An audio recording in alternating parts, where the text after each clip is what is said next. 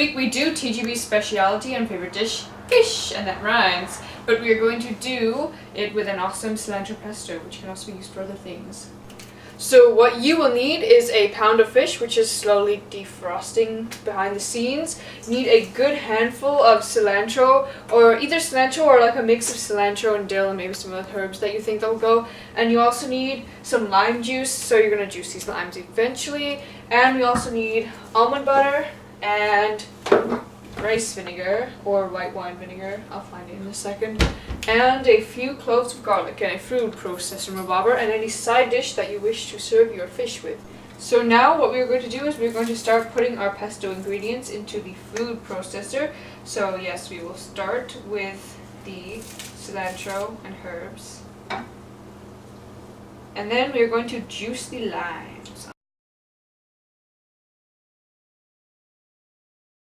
And once you have 1/8 of a cup of lime juice, you can go ahead and add that. And then we're going to add a few splashes of rice or white wine vinegar. Just add it like a boss. And then we're going to turn on our food processor rebobber and process it. And then add a few more ingredients. And then put it on the fish and be awesome. So now we're going to get out maybe 2 cloves of garlic. Make sure you take these shells off, or whatever it is they're called, skins, yeah. And then put them in with the mix. And then we're going to add somewhere around a tablespoon, maybe a little more, or 2 tablespoons, 1 to 2 tablespoons basically, of almond butter. I'm not quite sure if peanut butter will work, but I know that almond butter is pretty gnarly. And we're going to continue blending it. And now it should look kind of awesome like this, if you think that's what awesome things look like. So we're going to get out a dish for fish. All this unintentional rhyming during this episode, I don't know, it's like National Unintentional Rhyming Day or something. Whatever, just because a lot of words just rhyme with fish. Okay, get our fish fillets. It's better if they are fish steaks instead of like a whole fish, because then more of the marinade gets to it. We should have 4 fish steaks like this, each one around 4 ounces. And then we're going to, obviously we're going to take this and spread it all over the fish, because it's awesomeness. Yeah, spread it all over the fish. Woo. And the fish is going to marinate up to an hour. You don't have to do an hour, I usually do about half an hour to let the flavors soak in and be awesome.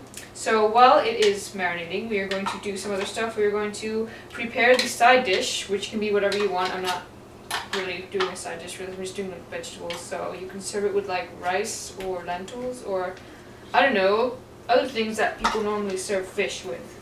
But basically what you want to do is you want to spread it out, and you want to make sure it's all over like both sides and like all the sides of all the steaks.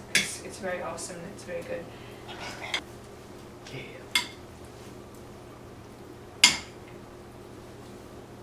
This is getting kind of like... Okay. So now we're going to preheat the oven to 400 degrees.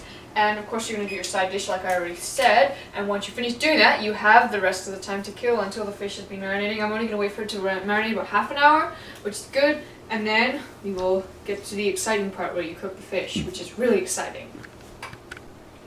So now we're going to put the fish in the oven for 10 minutes. You need to make sure that you don't overcook the fish, because overcooking seafood is the sign of a total noob.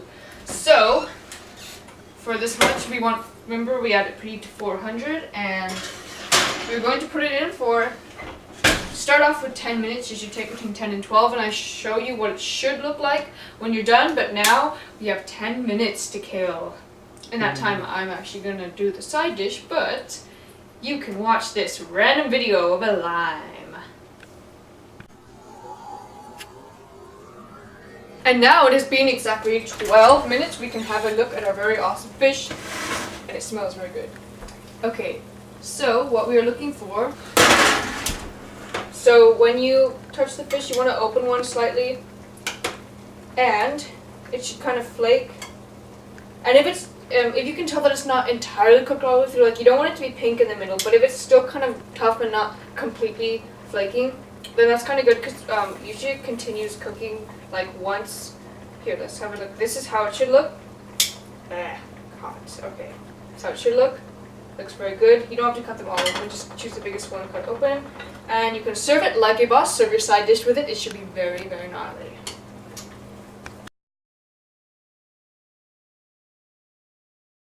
And that was actually the 75th Green Beanie recipe out there, so that means that you can subscribe and have a look at all my other ones, as in there are 74, which is a lot of meals. I mean, you can pretty much eat a different meal every single day for over 2 months just from watching Green Beanie recipes. So make sure that you subscribe and you will get a new one every week.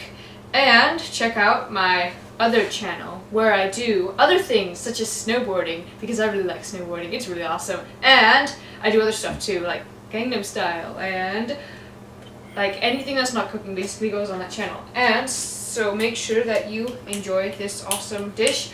This pesto can also be used on many other things like chicken or vegetables or anything. I think it goes really good with fish though, and I really like fish.